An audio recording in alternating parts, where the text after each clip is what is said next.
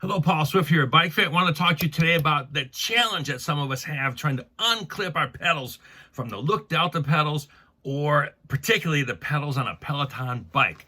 I see it on the forums all the time. I have a hard time getting out of the pedals. Often it's one side over the other. So we're going to look at a couple things here and try and help you with that. Number one, probably, most likely, is cleats are not on your shoe tight enough. How do you know? Well, take a look at your shoes. This is the bottom of my shoes here. Is one of your cleats, however, rotated in this manner? Now take a look again. Take a look at this. I'm going to try and slow that down for you.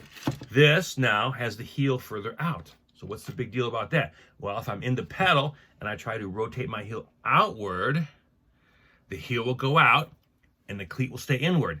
This makes unclipping extremely challenging. So take a look at your shoes. You might see one like this.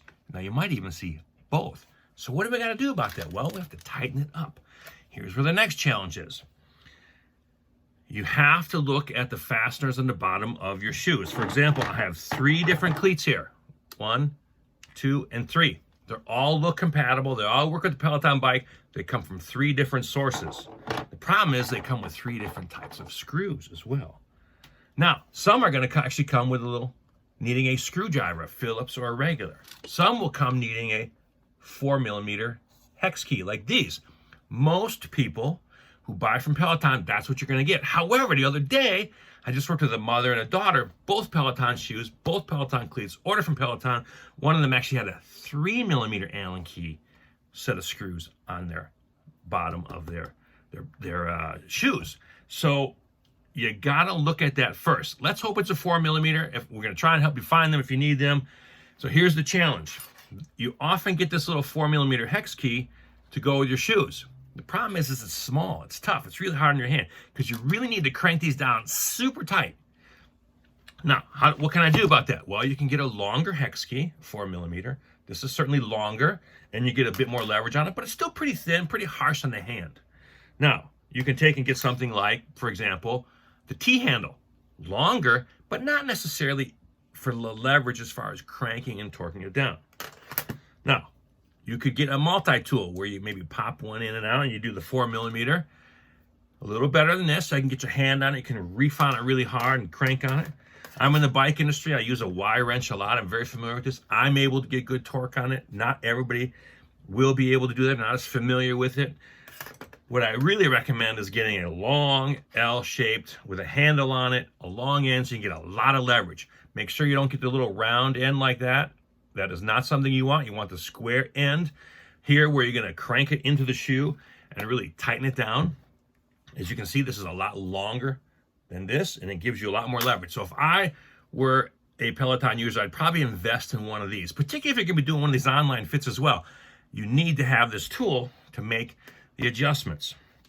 That's one reason. The other reason is possible that you might have a little too much tension on the rear latch. Okay. First, I would take a look at your cleats. Second, I'm going to look at this rear latch. This rear latch has a spring tension on it. Now, on your Peloton pedal, the screw is going to be on the bottom. I hesitate and caution that because if you unthread that too far, the screw falls out and good luck getting it back in. I am not even close to 100% of repairing that one. It's a real difficult, real challenging screw to get back in. Some brands, though, if you don't have the Peloton, like this one, I can actually see the screw, and therefore I can tell if I'm backing it out and I don't want to go too far. I can do that. I can see that.